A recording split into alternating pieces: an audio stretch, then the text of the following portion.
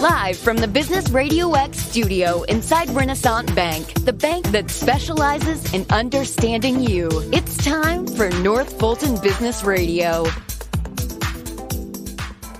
And hello again, everyone. Welcome to another edition of North Fulton Business Radio. I'm John Ray, and we are coming to you from the Business RadioX studio inside Renaissance Bank in beautiful Alpharetta. Folks, today you're connected more than ever. Whether you like it or not, you are, and you know that. I feel that too. Whether it's your friends, your family, or your life, Renaissance understands that, and they understand how you bank, and they offer the mobile banking services that you need. Renaissance also knows that sometimes, though, you need to speak to real people with real answers, and that's why they have more than 190 convenient locations. We happen to be inside one throughout the South, ready to serve you. For more information, go to renaissancebank.com. Renaissance Bank, understanding you, member FDIC. Now we turn to Jeff Brown. Jeff is a senior business advisor with Smith & Howard. Jeff, welcome. Thank you. Pleasure to be here. Yeah, it's great to have you here. So tell us a little bit about you. Tell us a little bit about Smith & Howard. Well, I'm, as you said, a senior business advisor. Been in the IT business now for close to 40 years. The last 18 in the security space, helping organizations understand and what they need to do and helping them implement that. Smith & Howard is a nationally recognized CPA accounting and advisory firm.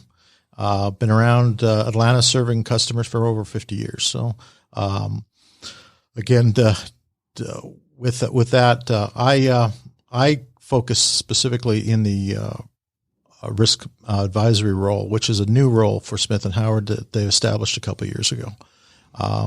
Really, their core focus, as you'd expect to be, is in the accounting, in the CPA world, and the tax aspects, and which is a busy time right now. Sure. And but what's happening out there in the industry today, and actually everywhere, is a lot of concerns around security, and they wanted to establish and have a complementary services that also dealt with the risks around how their organizations protect their information.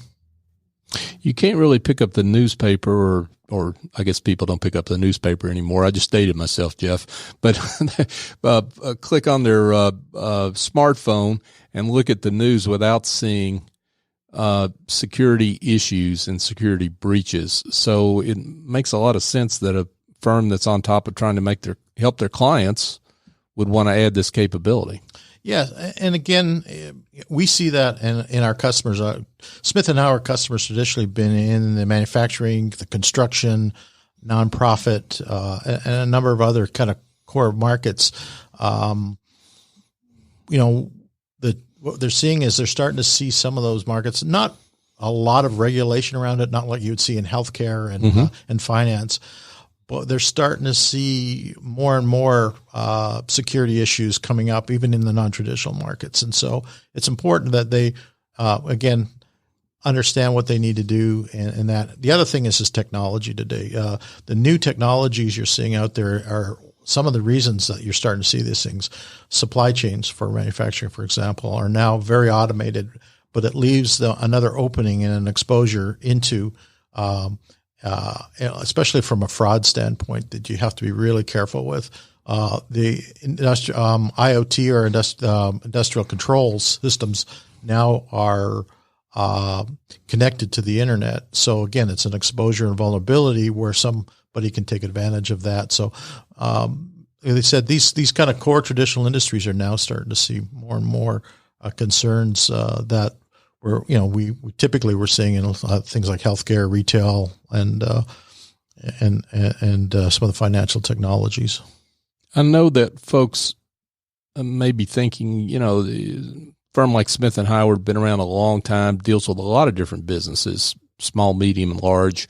Hey, if I'm a small, medium-sized business, I mean, it's really the large firms that are targeted, right? Not anymore. That used to be the case where, you'd see the banks and the corporate, the big Fortune 500. But I think the bad guys have started to figure out that it's a whole lot easier to get into the smaller firms. Yeah, you may not get as much information or as much money out of them, but there's a lot more of them out there. And so they're tired. So you see, you start to see small hospitalities, everything from restaurants to hotels to small healthcare to just startups in general, being targeted because again, they aren't mature when it comes to a lot of their processes. Mm-hmm. And that's what's causing a lot of the problems is that lack of maturity, that lack of awareness and education on part of their employees are really the biggest vulnerabilities. And what are the bad guys after? I mean, I know that may sound like an obvious question, but I think that may be what some small businesses are thinking, right? I mean, what are they after when they're coming after me? Well, for the most part, it's money. Yeah.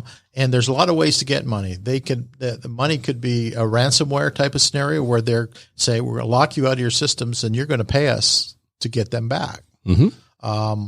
It could be stealing intellectual property that they can sell that information to state or, states like China and other countries. Mm-hmm. Or it could be employee information and for identity fraud purposes, and they can that all of that's on the black market and the dark web, and you can buy that, and like you could on eBay, buy anything else. They've got their own types of websites they bid on all this stuff. Wow, that's a little scary. So you mentioned ransomware. Let's talk about what that is and what the risks are there.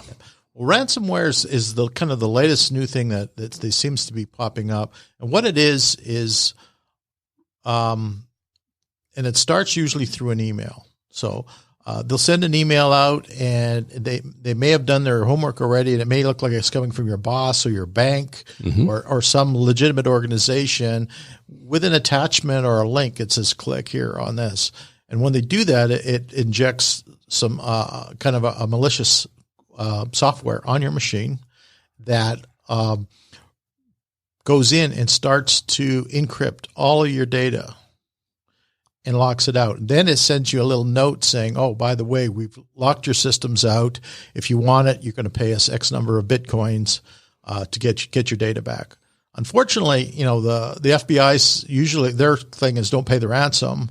But a lot of companies end up doing that because they don't have any other choice. But there's no guarantee you're going to get all your data back, or they may keep a copy of it as well anyway and sell off what they can. So if that happens to me, it's a little late to be calling you at that point, right? We can do an assessment, but at that point it's more, you're looking more of a forensic type of scenario where we're going in and figure out how they got in, what they took, what the damage is, and what you need to do to make sure it doesn't happen again. Because there's no guarantee they're not going to come back in 2 months and do it again. Right. So it's, it's challenging too. And the other thing is people don't think it's not just the ransom, because when you start thinking about, and this is what we try to do with business executives and owners, is understand what the overall impact is. That's, it's beyond just the ransom. It's how much downtime is your business got? How many customers are you going to lose? What does it do to your reputation? Your suppliers, and all of a sudden you've got canceled contracts. You've got suppliers that aren't going to no longer do business with you. That starts mounting up to hundreds of thousands or millions of dollars.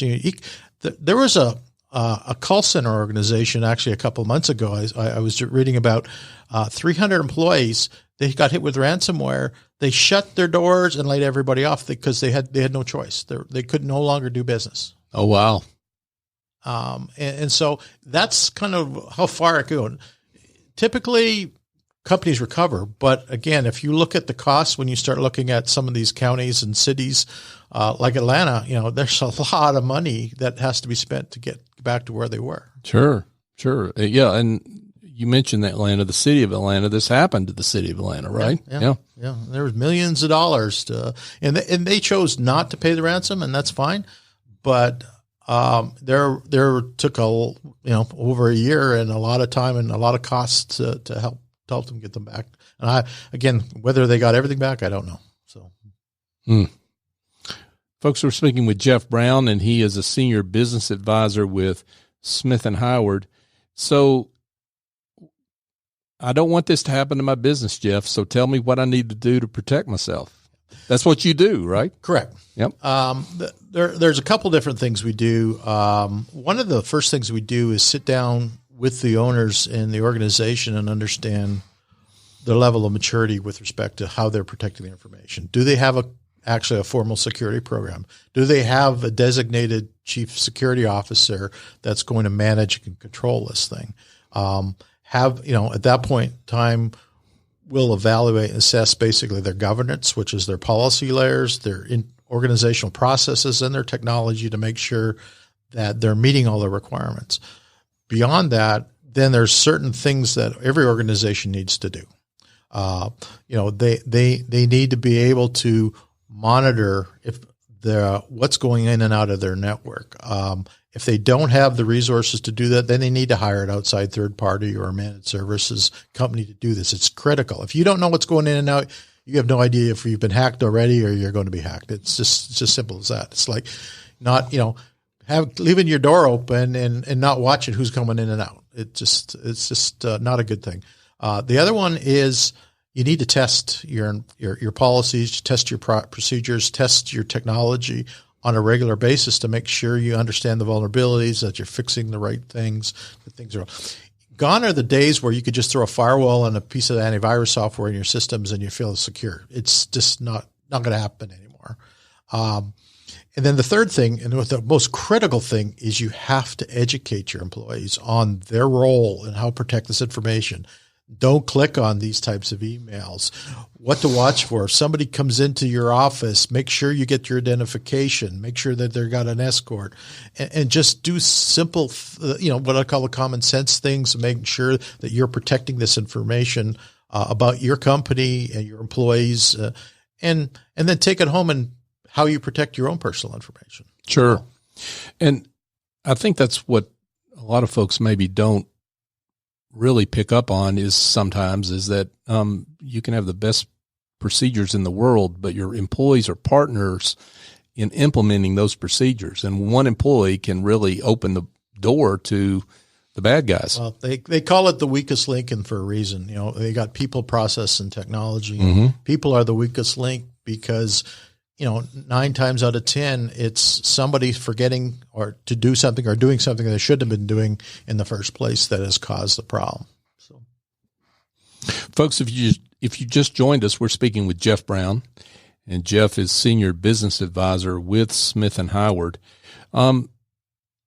So, what kind of assessment do you do? I mean, I've read the newspaper. I'm upset about what's going on. I want to make sure my business is safe. Talk a little bit about kind of how you engage with clients.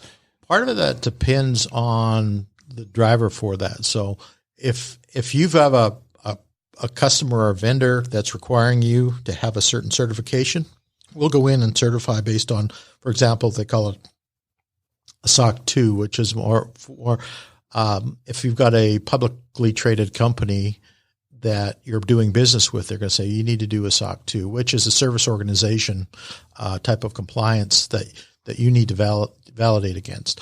If you're dealing with financials, it could be PCI, payment card industry is validating against that. So, or HIPAA or if it's healthcare, we'll go in and we'll validate based on that standard to see if you're meeting those requirements. And in some situations, we'll do the actual attestation or certification on that too.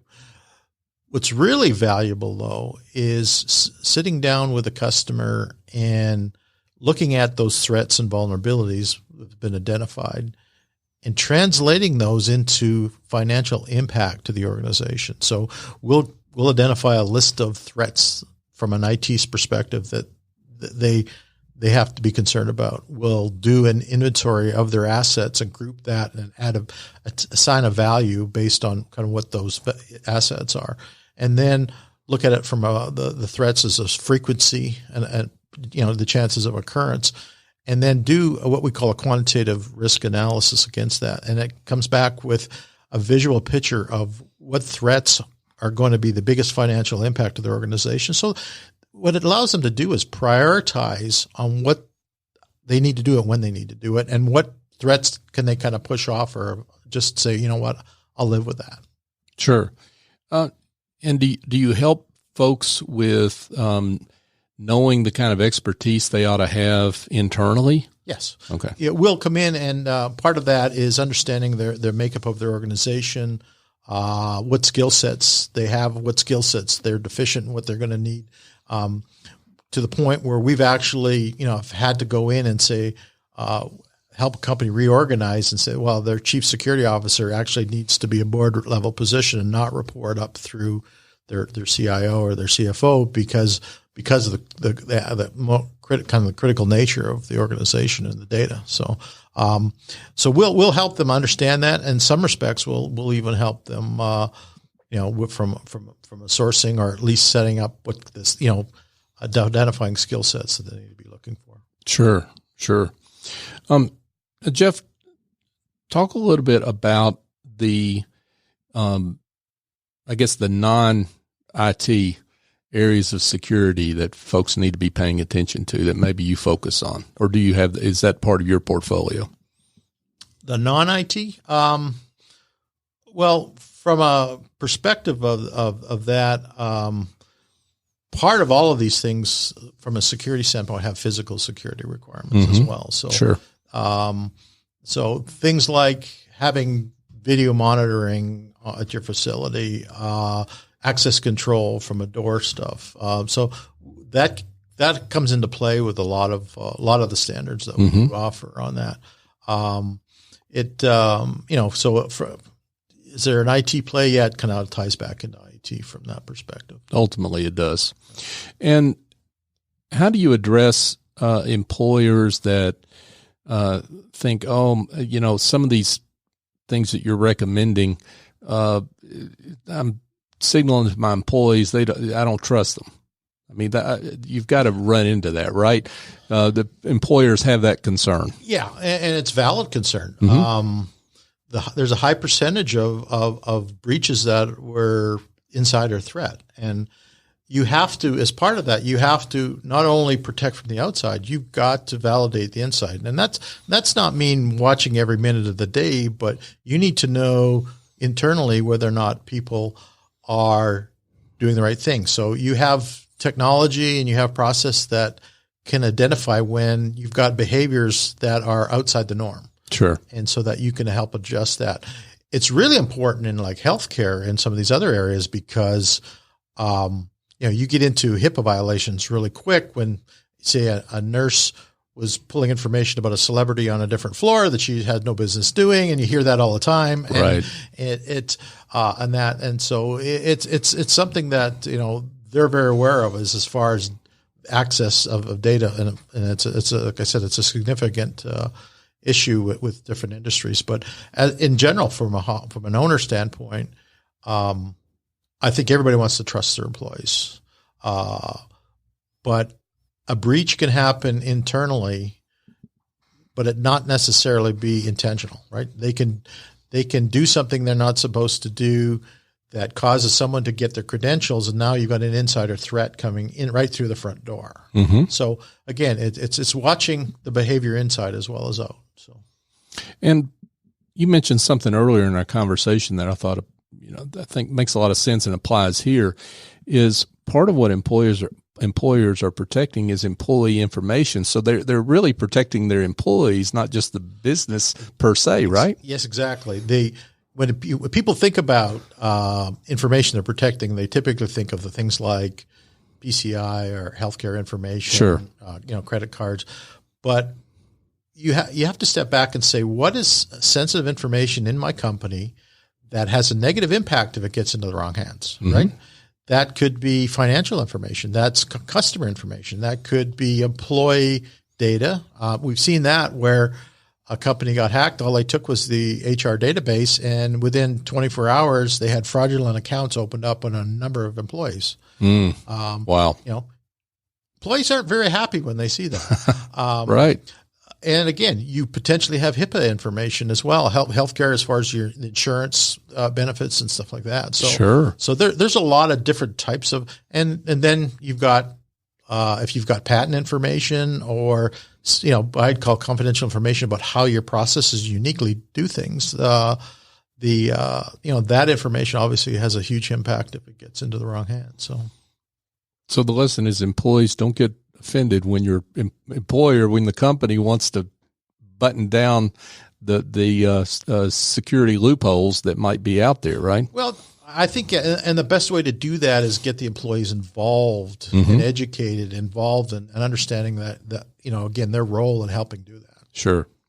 What kind of ongoing training do you recommend for businesses and their employees? Because things are changing all the time, right? Right. A lot of these standards that we talk to are actually require you to do security awareness training.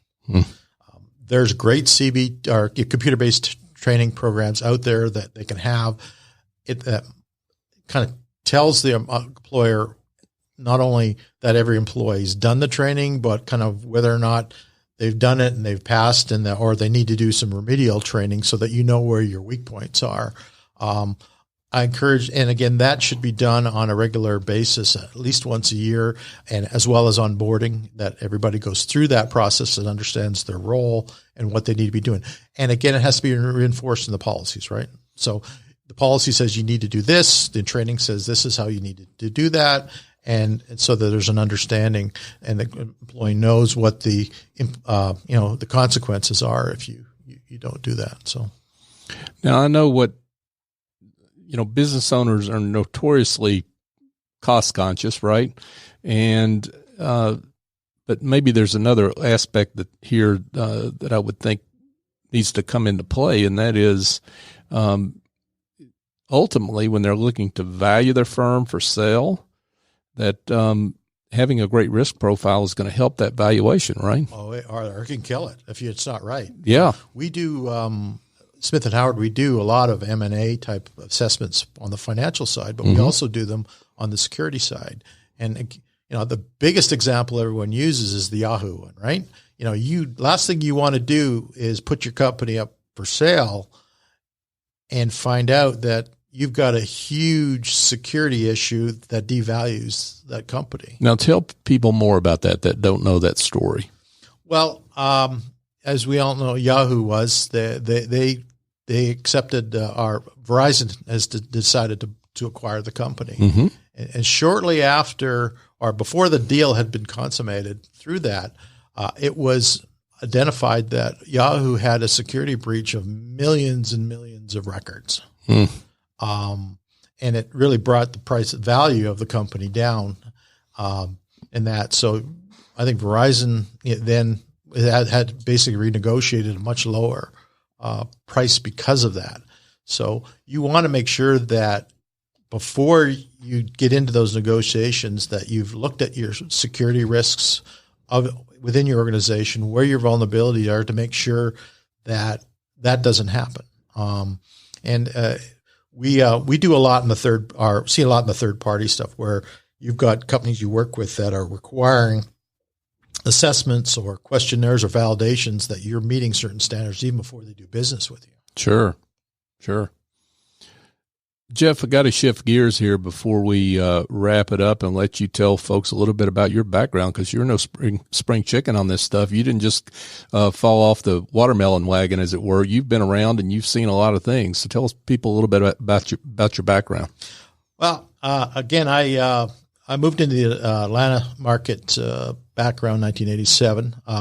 Was with a couple of large software companies back then, and more in the IT world. And after about 2002, I had an opportunity to work with a Canadian security firm and build an operation here in Atlanta. We grew that business substantially over about 6 years, and then joined a partner firm of mine to work with them on forensics and more on the audit side around the payment card industry and that. And Spent a couple years there before they were acquired by a firm out of Duluth, Georgia here. And I spent about 9 years and helped grow that company from I think the revenue was about $500,000 all the way up to about close to $10 million over that time frame. Wow. And so again, exciting times in the industry, but and helping a lot of companies in the Atlanta market, meet their compliance obligations as well as improving their security. We've done a lot of work with the state government as well, as far as helping their different departments and shoring up their security practices.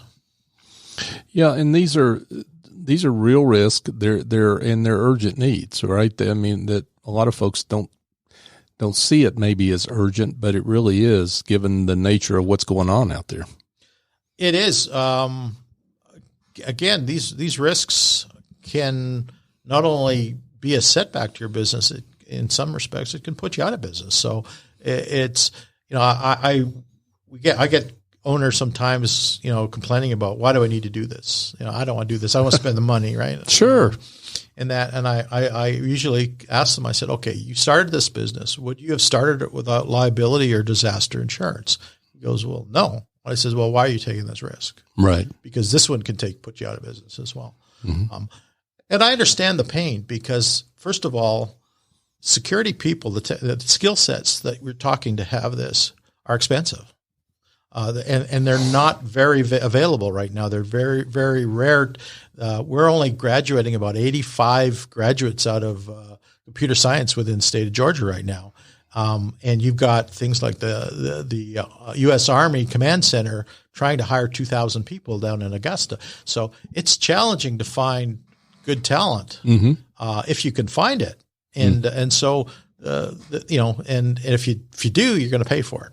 Right. So I certainly understand the dilemma of a lot of the small companies, and that's why I also recommend a lot of times it's better just to hire somebody to come in and help you put this together. Sure. Well, Jeff, this has been great. Would love to figure out how we can get people in touch with you, and that requires you giving them some contact information, right? Sure. So put that out there for everybody. All right. Well, you can get me at Smith & Howard. Our website's www.smith-howard.com. My email is just jbrown at smith-howard.com as well. I'm happy to answer any questions. If you've got things about you need to do or would like to have a conversation for us to at least come in and help you get a feel for what kind of challenges you're up against. This has been great. Jeff Brown. Jeff is a senior business advisor, important business advisor with Smith & Howard. Jeff, thanks for being with us. Yeah, I appreciate the time. Yeah. Folks, if you need some help curing some headaches that involve administrative tasks or bookkeeping, marketing, maybe you need a presentation prepared, well, I've got an answer for you. Go engage a smart and reliable Office Angel. They're not a temp agency or a placement firm. Office Angels matches your business support needs with angels who have the talent and experience necessary to help you maintain and grow your business on an ongoing or as-needed basis. Your terms, your timeline. They lend a hand when needed and fly off when the job is done. Find out more at officeangels.us or call Chief Executive Angel S.E. Escobedo at 770-442-9246. And folks, just a reminder, you can listen to this show every Tuesday morning live at 11:30. And if you miss any of our live shows, you can find us on Apple Podcasts, Google, Stitcher, TuneIn, Spotify, even YouTube. But check out your favorite podcast app. I have yet to be stumped on a podcast app you can't find us on. Search for North Fulton Business Radio and you'll find us. Subscribe to us. Or if you want to listen online on your desktop, you go to northfultonbusinessradio.com and find us there.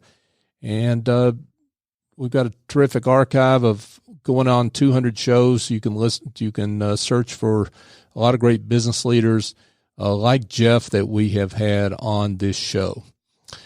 Check us out on social media as well, LinkedIn, Twitter, Facebook, all three of those platforms. We're at North Fulton BRX.